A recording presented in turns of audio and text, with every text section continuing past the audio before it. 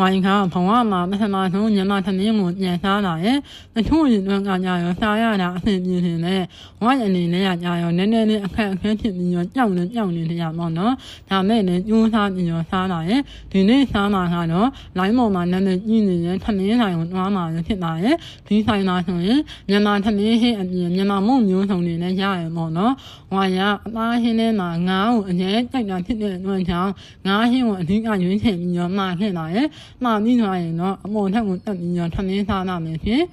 ဒီဆိုင်မှာဆိုရင်ချထားပြီးရတယ်ရတယ်တော်ဆုံးတယ်ပေါ့နော်ဝါရမစားထက်လို့ရမစားခင်ရပေါ့နော်အရသာကလည်းတော်ကောင်းတယ်ပေါ့နော်ပထမဆုံးပြန်စားရဆိုတော့ဝါရအနေနဲ့ကအထူးအဆန်းနေလို့ဖြစ်နေရပါတယ်ပေါ့နော်ငငယ်လေးခဏရဂျုံနေုံနဲ့အနိကစားခဲ့ရသူဆိုတော့သမင်းနဲ့ပတ်သက်ပြီးရောအတွေ့အကြုံလည်းမရှိသလိုစားလည်းမစားဘူးပေါ့နော်အဲ့အကြောင်းမလို့ချထားပြီးတဲ့ထဲကဒါနေလည်းဆိုတင်ချာလေးကင်ပြန်ချရင်အနက်နေခံတယ်ပေါ့နော်